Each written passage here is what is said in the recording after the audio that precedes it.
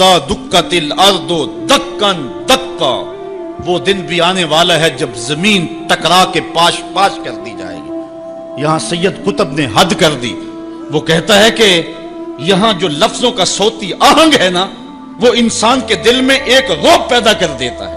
ذرا قرآن کی آیت پڑھتے جائیں، میں تو قاری نہیں ہوں، لیکن ذرا دیکھو کہ یہاں قرآن کے لفظوں کا رعب دل میں ہیبت پیدا کر دیتا ہے، رونگٹے کھڑے ہو جاتے ہیں۔ اللہ تعالیٰ یہ ساری کہانی بیان کر کے فرماتا ہے کہ وَتُحِبُّونَ الْمَالَ حُبًّا جَمًّا وَلَا تُحَاضُونَ عَلَىٰ طَعَامِ الْمِسْكِينِ وَتَأْكُلُونَ التُّرَاثَ أَكْلًا لَمًّا وَتُحِبُّونَ الْمَالَ حُبًّا جَمًّا۔ کلا کے اوپر جو رکھی گئی ہے مد، اس کا جو کھچاؤ ہے وہ دلوں کے اوپر، دلوں کی تاروں کو کھینچتا ہے۔ کلا اذا دکت الارض دکن دکا، اللہ فرماتا جب زمین پاش پاش کر کے رکھ دی جائے گی۔ وجاء ربک والملک صفا صفا، اور اللہ تعالیٰ اس شان سے ظہور فرمائے گا کہ فرشتے صفے باندھے کھڑے ہوں گے۔ وجیء یومئذ بجہنم، اور جہنم کو حاضر کیا جائے گا۔ فرمایا کہ 70,000 زنجیریں ڈال کر کے جہنم کو حشر کے میدان میں لایا جائے گا۔ ہر زنجیر کے ساتھ جو ہے وہ 70,000 فرشتے ہوں گے، اور عرش کی بائیں جانب جہنم کو لا کے رکھ دیا جائے گا، اس کے کھولنے کی آواز آ رہی ہوگی۔ راوی کہتا ہے کہ جب حضور علیہ السلام نے اس آیت کو تلاوت کیا تو حضور کے چہرے کا رنگ بدل گیا، اور عجیب حضور علیہ السلام کی حالت ہو گئی کہ حضور علیہ السلام کا لون متغیر ہو گیا۔ یہ لفظوں کا جو صوتی آہنگ ہے وہ کلیجے پھاڑ دینے والا ہے، اور انسان کو گمراہیوں سے نکال کے ہدایت کے رستے پہ ڈالنے والا ہے۔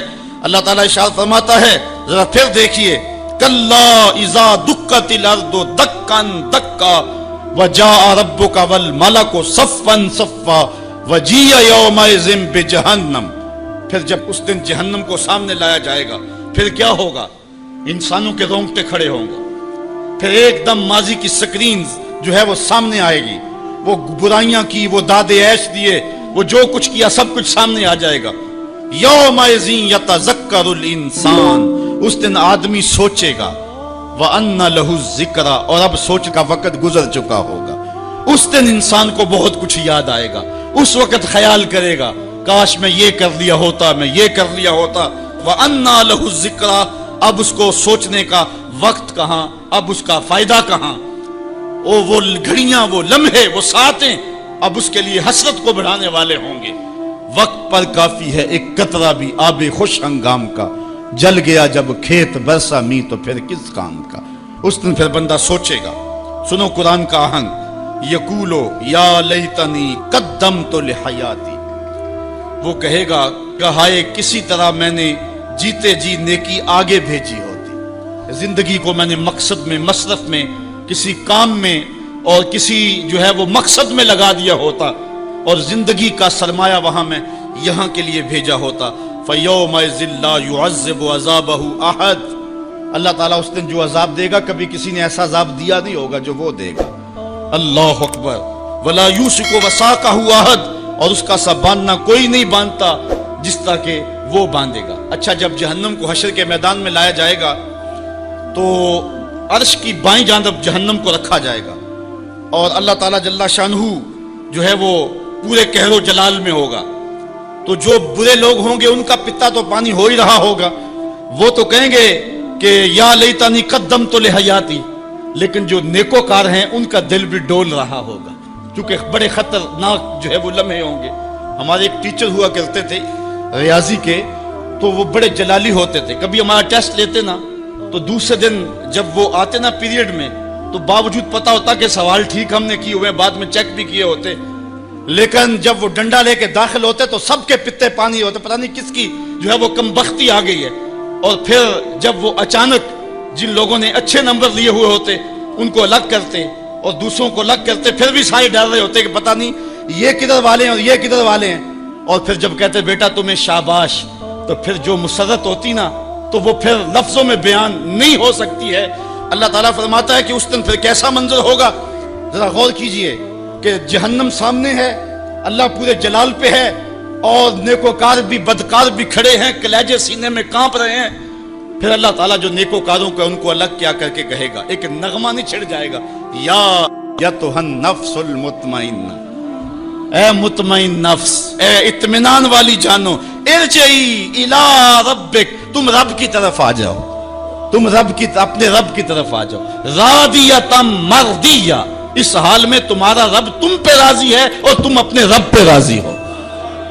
یہاں مفسرین فرماتے ہیں کہ رب کا بندے پہ راضی ہونا یہ بھی بڑی بات ہے، لیکن بندے کا رب پہ راضی ہونا یہ بہت بہت بڑی بات ہے۔ بندہ تو راضی ہوتا ہی نہیں، بندہ تو دنیا پہ دیکھ لو راضی نہیں ہوتا، لیکن اس دن کیسا منظر ہوگا بندے کے راضی کا انداز فی ظلال القرآن میں دیکھیے۔ یا ایتھا النفس المطمئنہ، المطمئنہ الی ربہا، المطمئنہ الی طریقہا، المطمئنہ الی قدر اللہ بہا، المطمئنہ فی السراء والضراء وفی البسط والقبض والمنع والعطاء، یعنی تو میرے پہ راضی ہوا، میں نے دکھ دیا تو پھر بھی راضی تھا، میں نے سکھ دیا تو پھر بھی راضی تھا، کڑکتی دھوپ تھی تو پھر بھی راضی تھا، برستی بارش تھی تو پھر بھی راضی تھا، تجھے غربت کے چکی میں پیسا گیا تو پھر بھی راضی تھا، اور تجھے امانت دی گئی تو پھر بھی راضی تھا، میرے بندے تجھے کربلا میں رکھا گیا پھر بھی راضی تھا، اور تجھے فتح مکہ کی شان دکھائی گئی تو پھر بھی راضی تھا۔ جب میرا بندہ میرے ہر کام پہ راضی ہوگا، اللہ اکبر، تو اللہ کہے گا میرے بندے آ جا ادھر، یا ایتھا النفس المطمئنہ ارجعی الی ربک، تو اپنے رب کی طرف آ جا۔ اچھا، راضیۃ مرضیہ، تو رب پہ راضی اور رب تیرے پہ راضی۔ حضور علیہ السلام نے ارشاد فرمایا کہ جب اللہ اپنے خاص بندوں کو جنت عطا کر دے گا تو اللہ تعالیٰ بندوں کو کہے گا کہ اے میرے بندو، کیا تم میرے اوپر راضی ہو؟ تو بندے کہیں گے مالک وما لنا، ہمیں کیا ہے، ہم کیوں راضی نہیں ہو سکتے؟ بندوں کو تو تصور بھی نہیں ہوگا جو جنت میں ملے گا۔ ایک بندے کی آرزو ہو کہ اسے 2.5 مرلے کا پلاٹ مل جائے تو اس کو کوئی 50 مربع لاٹ کر دے تو وہ تو خوشی سے پاگل ہو جائے گا، تو بندے کو تو تصور بھی نہیں ہوگا۔ حضور نے ارشاد فرمایا سب سے آخر میں جو شخص جنت میں جائے گا میں اس شخص کو جانتا ہوں، جہنم کے رگڑے سے کہ جب باہر نکلے گا نا تو اللہ تعالیٰ اس کو بلائے گا، کہے گا بندے بتا کیا مانگتا ہے۔ بندے نے زندگی میں کئی منصوبے بنائے ہوتے ہیں کہ یار یہ مل جائے، ساری زندگی میں خواہشیں تو پوری نہیں ہوتی۔ وہ غالب نے کہا تھا ہزاروں خواہشیں ایسی کہ ہر خواہش پہ دم نکلے، بہت نکلے میرے ارمان لیکن پھر بھی کم نکلے۔ وہ جتنی آرزویں کبھی بھی زندگی میں آئی ہوئی ہوں گی وہ کہے گا مالک یہ بھی دے دے، یہ بھی دے دے۔ اللہ کہے گا لکا ما تمنیتا، اچھا جو تو نے مانگا میں نے تجھے سب کچھ دے دیا۔ بندہ تو اس پہ راضی ہوگا۔ اللہ فرماتا ہے یہ تو نے مانگا میں نے دیا نا، اس کے علاوہ جتنی زمین ہے یہ 7 بر اعظموں پہ پھیلی، اس سے 10 گنا زمین بھی جنت میں تجھے الاٹ کر دی۔ بندہ کہے گا یا رب اتسخر وانت الملک، مالک تو بادشاہ ہو کے مجھ سے مذاق کر رہے؟ بندے کے تو گمان میں نہیں ہوگا کہ اتنا کچھ ملے گا۔ جب یہ بات حضور نے بیان فرمائی فضاحک النبی حتی بدت الیابہ، حضور اتنا مسکرائے کہ حضور کی داڑھیں نظر آنے لگی۔ اس کو تو یہ گمان تھا کہ برابر برابر بھی چھوٹ دوں تو جنت میں کسی دروازے کی چوکیداری بھی مل جائے تو غنیمت ہے۔ اتنی تو دولت جو ہے وہ اوباما کے پاس بھی نہیں ہے، پوری دنیا کے مالیاتی اداروں کے پاس بھی نہیں ہے، اتنی حکومت تو کائنات میں کسی حکمران نے نہیں کی ہے جتنا تخت و تاج کا مالک اس سب سے آخری شخص کو بنا دیا جائے گا۔ جب سب سے کم پراپرٹی جنت میں جس کی ہے وہ اتنی جگہ کا مالک ہوگا، پھر داتا گنج بخش علی حجویری کی جاگیروں کا عالم کیا ہوگا، پھر انبیاء کی جاگیروں کا عالم کیا ہوگا، امام الانبیاء کی جاگیروں کا عالم کیا ہوگا۔ اتنا کچھ دینے کے بعد میرے بندے کیا تم میرے پہ راضی ہو؟ اللہ تعالیٰ جب بندوں سے پوچھے گا تو بندے کہیں گے مالک ہمیں کیا ہوا کہ ہم راضی نہ ہو، ہم تو جو ہے وہ پھولے نہیں سما رہے۔ تو اللہ تعالیٰ فرمائے گا تمہیں ایک اور چیز دینے لگا ہوں۔ تو بندے جنت میں کسی کمی کو محسوس نہیں کریں گے، کہیں گے مالک اور کیا چیز رہ گئی ہے؟ تو اللہ تعالیٰ فرمائے گا بندو وہ چیز یہ ہے کہ میں تمہارے اوپر راضی ہو گیا ہوں، اب کبھی بھی ناراض نہیں ہوں گا۔ تو پھر جو مسرت ہوگی وہ دیدنی ہوگی۔ یا ایتھا النفس المطمئنہ ارجعی الی ربک راضیۃ مرضیہ فادخلی فی عبادی، میرے خاص بندوں میں داخل ہو جا، وادخلی جنتی، اور میری جنت میں داخل ہو جا۔ سورۃ الفجر انسان کو کھینچ کر کے مالک کی دہلیز پہ لے آتی ہے، اور نفس مطمئنہ جو ہر حال میں اللہ پہ راضی ہو۔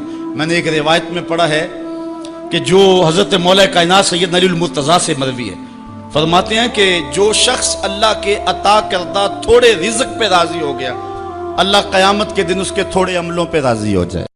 قیامت کا دن بڑا ہولناک دن ہوگا۔ اس دن جب بندے قبروں سے اٹھیں گے تو قبروں سے برہ نہ اٹھائے جائیں گے، قبروں سے جب اٹھائے جائیں گے تو وہ کفن ان سے اتار لیا جائے گا۔ یہ بات جب ام المومنین سیدہ عائشہ رضی اللہ تعالی عنہا نے سنی تو ان کا وجود تھر تھر کانپنے لگا اور عرض گزار ہوئی، یا رسول اللہ پھر ہم ایک دوسرے سے حیا نہیں آئے گی؟ فرمایا عائشہ معاملہ اس سے بھی آگے ہے۔ مطلب کیا؟ اگر کسی کو ہوش رہا تو حیا آئے گی نا، ہوش اڑے ہوئے ہوں گے، ہول قیامت طاری ہوگا، بدن کانپ رہے ہوں گے، کلیجے لرز رہے ہوں گے، دل خوف سے پانی پانی ہو رہے ہوں گے، پتے پانی ہو جائیں گے۔ تو حشر کے میدان میں جب لوگ جائیں گے تو سب سے پہلا سوال جو رب لوگوں سے پوچھے گا وہ کیا ہوگا؟ صحیح حدیث میں آتا ہے، ان اولا ما یحاسب بہ العبد بصلاتہ۔ قیامت کے دن بندوں سے اللہ تعالیٰ سب سے پہلا سوال یہ پوچھے گا کہ کیا تم نے نماز پڑھی تھی؟ سب سے پہلا سوال یوم حشر میں قیامت کے دن نماز کے بارے میں۔ اور اللہ تعالیٰ جل شانہ قیامت کے دن لوگوں کو اپنے حضور سجدہ ریز ہونے کا حکم دے گا کہ آج مجھے سجدہ کرو۔ دنیا پر کوئی سجدہ کرتا ہے یا نہیں کرتا؟ قیامت کے دن تو چاہے گا کہ ابھی سجدہ ریز ہو جاؤں، بلکہ کافر بھی چاہیں گے کہ ہم بھی سجدہ ریز ہو جائیں۔ جب اللہ کی طرف سے سجدے کا حکم ہوگا تو بتوں کو سجدہ کرنے والے بھی سوچیں گے کہ آج ہم رب کو سجدہ کریں کہ اس کے حکم کی تعمیل ہو جائے، لیکن سجدہ کرنا چاہیں گے تو بے نمازیوں کی کمر اکڑ جائے گی۔ وہ سجدہ کرنا چاہیں گے بھی لیکن سجدہ نہیں کر سکیں گے، اور پھر رب کے سامنے جو ذلت اٹھانا پڑے گی، جو رسوائی اٹھانا پڑے گی، اس کو لفظوں کا پیراہن نہیں دیا جا سکتا۔ اور پھر جو بے نمازی ہوں گے اللہ کے حضور سجدہ نہیں کر پائیں گے، اللہ تعالیٰ انہیں اس صف میں کھڑا کر دے گا جس صف میں فرعون کھڑا ہوگا، نمرود کھڑا ہوگا، حامان کھڑا ہوگا، قارون کھڑا ہوگا، ابی بن خلف کھڑا ہوگا۔ دشمنان خدا جس صف میں کھڑے ہوں گے بے نمازی کو اس صف میں کھڑا کر دیا جائے گا۔ میری لمبی تقریر نہیں، میں یہ آپ سے پوچھتا ہوں اور اپنے آپ سے پوچھتا ہوں، کیا ہم یہ گوارا کرتے ہیں کہ حشر کے دن ہمیں فرعون کے ساتھ کھڑا کر دیا جائے؟ کیا یہ ہم گوارا کرتے ہیں کہ حشر کے دن ہمیں نمرود کے ساتھ کھڑا کر دیا جائے؟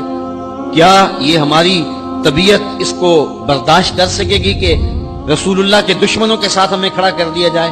اور کیا میری مائیں اور بہنیں اور بیٹیاں یہ گوارا کر سکتی ہیں کہ رسول اللہ کی راہوں میں کانٹے بچھانے والی ام جمیل کے ساتھ انہیں کھڑا کر دیا جائے؟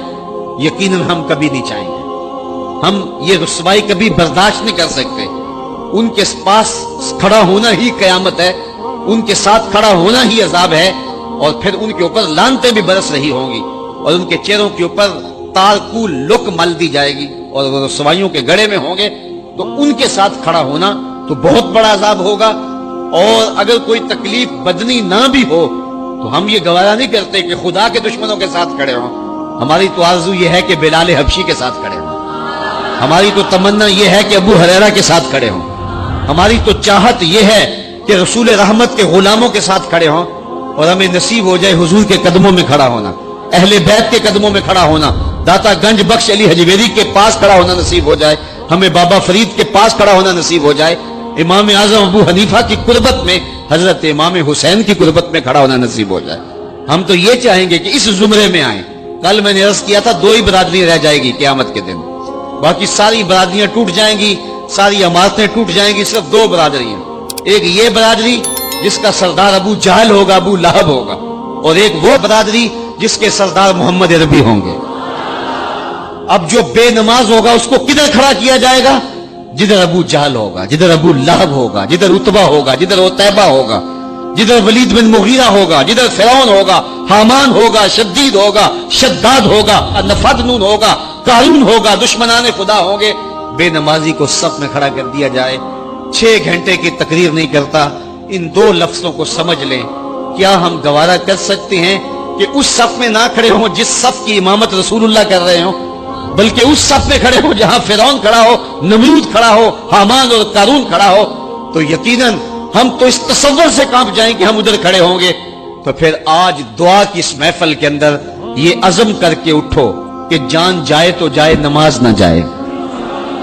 یوم حشر ایک دن جو ہے 50,000 سال کا، 50 سال کا نہیں، 100 سال کا نہیں، 50,000 سال کا ایک دن، اور یہ ساری دنیا 60 سال کی۔ یہ ساری زندگی جو ہے وہ 50 سال کی، 60 سال کی، 70 سال کی، اس میں بھی پہلے 8-10 سال بچپن کی مدہوشیوں میں گزر گئے، کچھ بڑھاپے کے دھکوں میں گزر گئے، دن میں 8 گھنٹے سوئے تو زندگی کا تیسرا حصہ یہ گزر گیا، 45 سال زندگی ہے تو 15 سال یہ نکل گئے، 10 سال بچپن کے نکل گئے، 5 سال بڑھاپے کے دھکے نکل گئے۔ روز ایک دن میں کتنی مرتبہ واش روم میں جانا پڑتا، آدھا گھنٹہ بھی لگا رہے ہیں روز کا، تو روز کا یہ بھی نکالو، کتنی زندگی بچتی ہے۔ میرے ایک دوست نے اندازہ لگایا 13 سال بچتی ہے، 13 سال کے لیے، 15 سال کے لیے، 14 سال کے لیے اپنے رب کو ناراض کیا ہوا ہے۔ یا ایھا الانسان ما غرک بربک الکریم، آواز آئی ہے انسان اپنے کریم رب کو چھوڑ دیا تم نے، 70 ماؤں سے زیادہ پیار کرنے والا۔ حضرت اسرافیل علیہ السلام سور پھونکیں گے تو جس طرح لوگ آغوش موت میں گئے ہوں گے تو قبروں سے اٹھ کے وہ میدان حشر کی جانب بھاگنے لگیں گے۔ یہ بڑا ہولناک منظر ہوگا جب لوگ قبروں سے اٹھائے جائیں گے تو ان کے بدن پہ لباس نہیں ہوگا، برہنہ اٹھائے جائیں گے، ہوش اڑے ہوئے ہوں گے، زمین تانبے کی ہوگی اور سورج کا رخ سیدھا ہو جائے گا، سورج بالکل قریب آ جائے گا۔ زمین میں قوت جاذبہ ہے جو جذب کرتی ہے حرارت کو، حدت کو، گرمی کو، لیکن جب تانبے کی ہو جائے گی تو پھر اس کے اندر قوت جاذبہ نہیں ہوگی بلکہ یہ گرمی اگلے گی، تو سورج بہت زیادہ قریب ہوگا، زمین تانبے کی ہوگی اور لوگ اپنے اعمال کے مطابق پسینے میں شرابور ہوں گے، کوئی گھٹنوں تک، کوئی ٹخنوں تک، کوئی کمر تک، کسی کو پسینے کی لگام دی گئی ہوگی اور وہ پسینہ اتنا گرم ہوگا کہ اگر اس کا ایک قطرہ پہاڑ پہ ڈال دیا جائے تو پہاڑ پگھل جائے، اور بدبودار اتنا کہ ابن رجب حنبلی لکھتے ہیں کہ اگر اس کا ایک قطرہ اب دنیا پہ ڈال دیا جائے، انسان تو انسان رہے، چوپایوں کے دماغ بھی بدبو سے پھٹ جائیں۔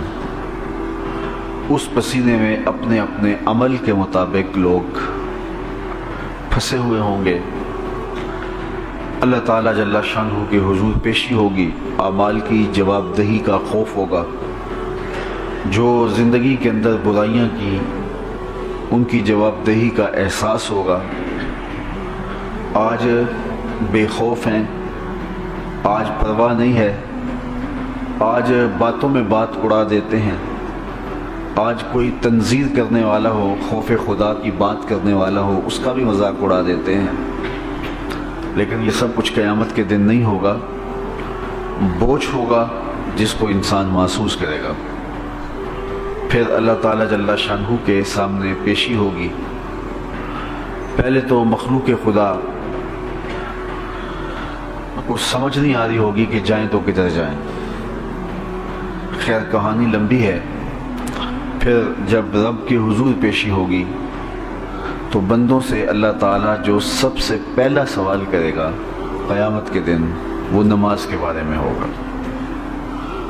حشر کے دن سب سے پہلا فیصلہ جو ہوگا وہ قتل کے بارے میں ہوگا، اور سب سے پہلا سوال جو ہوگا وہ نماز کے بارے میں ہوگا۔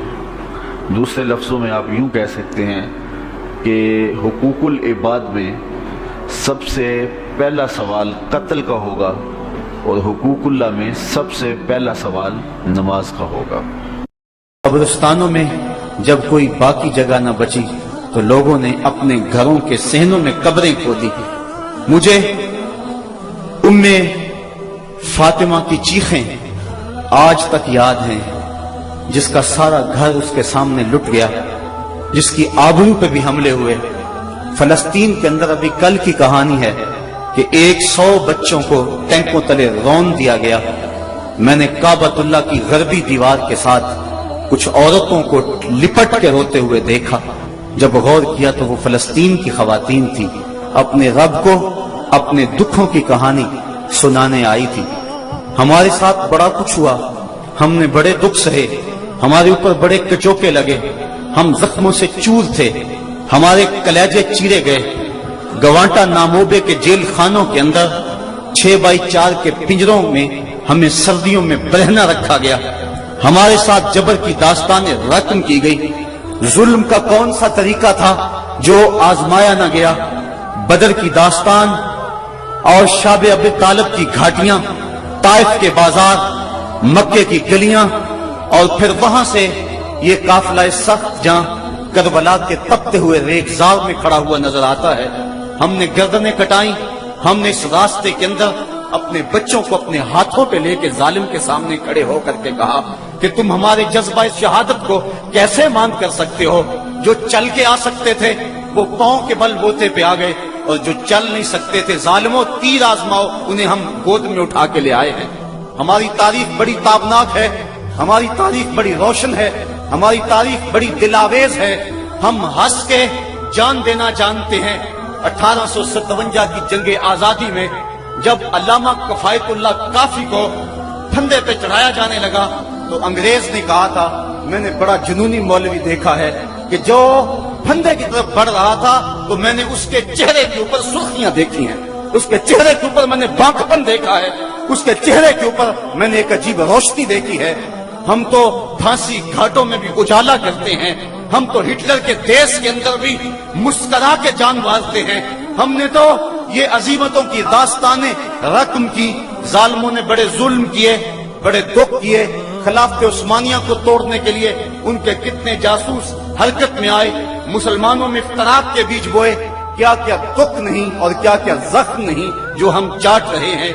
लेकिन ये 2-3 साल तो एक एक लम्हा अजाब बना हुआ है, एक एक सांस अजियत बनी हुई है।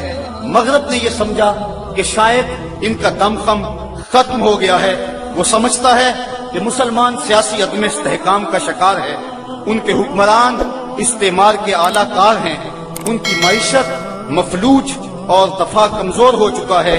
ले दे के एक हुब्बे नबी का जज्बा ही रह गया है जो इनके सीनों में मौजूद है, और वो चाहता है किसी तरह उनके सीनों से ये जज्बा भी निकाल लिया जाए और फिर इन्हें मिटा दिया जाए या इन्हें अपना गुलाम बना लिया जाए। वो हमसे हुब्बे रसूल की तपश छीनना चाहता है और हमसे वो हमारी पहचान और हमारी वो इज्जत छीनना चाहता है। मगरब ने यहाँ भी ठोकर खाई। उसने हुक्मरानों के आईने में अवाम के चेहरे को देखा। उसने समझा कि इनमें जिंदगी की रमक नहीं, आसाब शल हो गए, दिल बुझ गए। लेकिन मगरब कान खोल के ये बात सुन ले कि ये लुटा हुआ कारवां, ये खानमा बर्बाद लोग, ये कभी यूरोप ने इन्हें लूटा, कभी इन्हें अमेरिका में लूटा, ये लुटते रहे, ये करबला में भी लुटे, ये लूटे जाते रहे। इनके लुटने की कहानी बड़ी दर्दनाक भी है और बड़ी तवील भी है। लेकिन मगरब सुन ले कि जब ये खुद लुटने पे आ जाएं तो फिर अपना सौदा ऊंचाई मोहम्मद में करते हैं। जब वो खुद लुटने पे आ जाएं तो फिर सब कुछ रसूल करीम की नामूस के लिए कुर्बान करने के बाद भी ये कहते रह जाते हैं, करूं तेरे नाम पे जान फिदा, न बस एक जान दो जहां फिदा, दो जहां से भी नहीं जी भरा, करूं क्या करोड़ों जहां नहीं। मगरब तो बराह रास्त हमले कर रहा है जिससे हमारे जिगर पाश पाश हो गए। आज पूरी दुनिया पे कट रहे हैं हम, लुट रहे हैं हम, खानमा बर्बाद हैं। हमारा काफिला आज बेयूसुफ है। साहिबो जिंदगी कट रही है, आओ मैं और आप अपने आका से अहद करें। मेरे दामन में सिस्कियों के सवा कुछ नहीं है, मैं तो रोता हूँ। आज तो लोग मेरे रोने का मजाक भी उड़ाते हैं, लेकिन क्या करूं जब मेरा सीना जख्मी हो, जब मेरा दिल फट रहा हो, जब उम्मत मुस्लिमा जख्मों में मुब्तला हो, जब काबल से कंधार तक, जब किला जंगी से दश्त लैला तक, जब तोरा बोरा से तकरीर तक, जब मूसल से बगदाद तक मैं जिधर नजर उठाऊं मुझे लाशें ही लाशें पड़े हुए नजर आए, तो मैं फिर क्या करूं।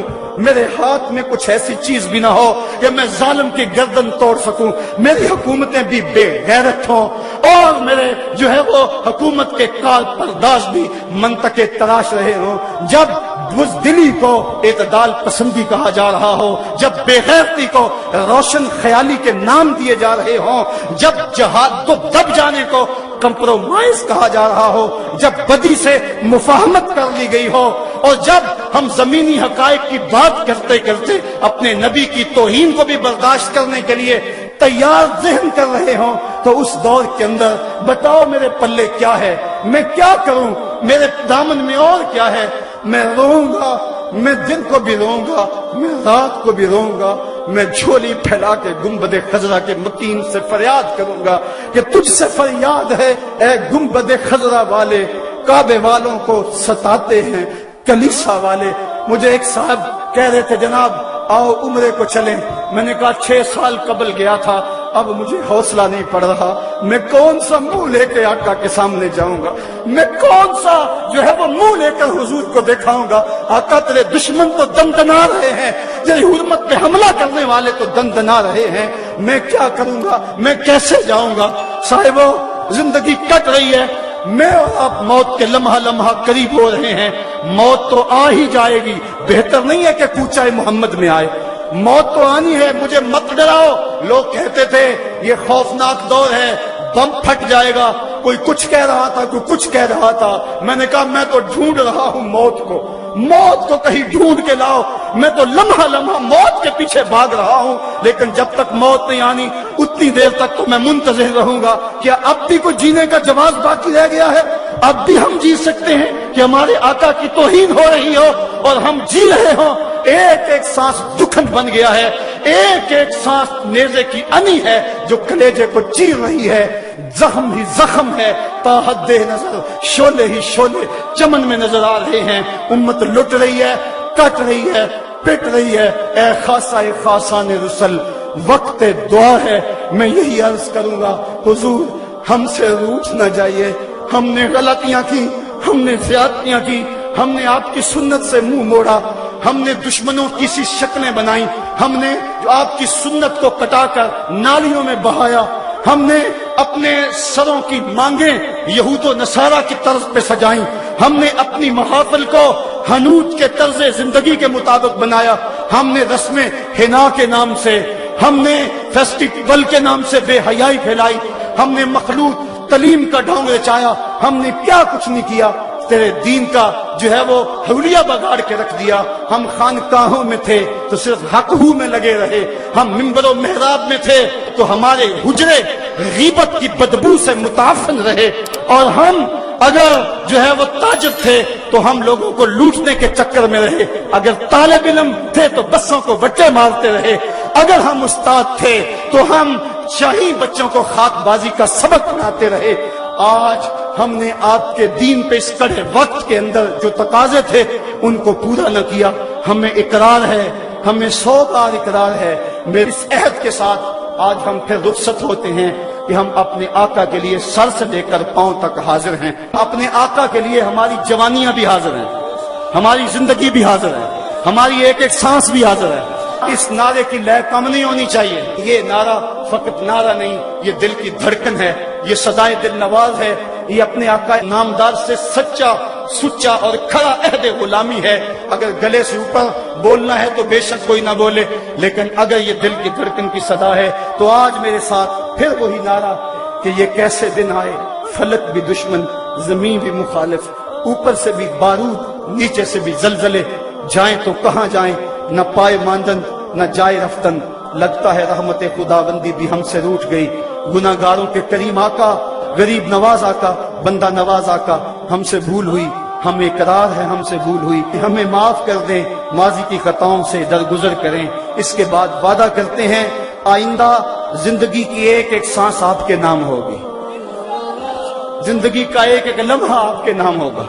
حضور ہم جیئیں گے تو آپ کے لیے، ہم مریں گے تو آپ کے لیے، ہماری سانسیں آپ کے نام وقف رہیں گی۔ لبیک یا رسول اللہ، حضور ہم حاضر ہیں، حضور ہم حاضر ہیں، حضور ہم حاضر ہیں، ہمارے دل بھی حاضر ہیں، ہماری جان بھی حاضر ہے، ہماری نسلیں بھی حاضر ہیں۔ لبیک یا رسول اللہ، لبیک یا رسول اللہ، لبیک یا رسول اللہ۔ ہم مغرب کے کلچر کا بائیکاٹ کرتے ہیں، آج کے بعد داڑھی نہیں مڈوائیں گے، آج کے بعد مغربی لباس نہیں پہنیں گے، رسم حنا کا بائیکاٹ کریں گے، مغربی تہذیب و تمدن کا بائیکاٹ کریں گے۔ مغربی مصنوعات کا بائیکاٹ کریں گے. آقا جیئیں گے تو تیرے لیے, مریں گے تو تیرے لیے. یہ قافلہ اب یہاں سے نکلے تو لبیک یا رسول اللہ کے نعرے لگاتا ہوا نکلے. اللہ آپ کو سلامت رکھے. پورے زور سے لبیک یا رسول اللہ, لبیک یا رسول اللہ, لبیک یا رسول اللہ. پڑے عالم فاضل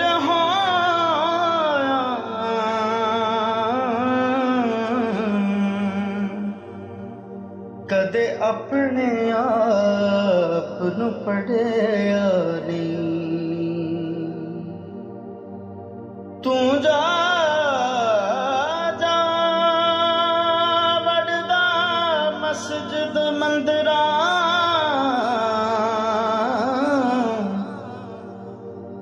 تو جا جا وڑدا مسجد مندراں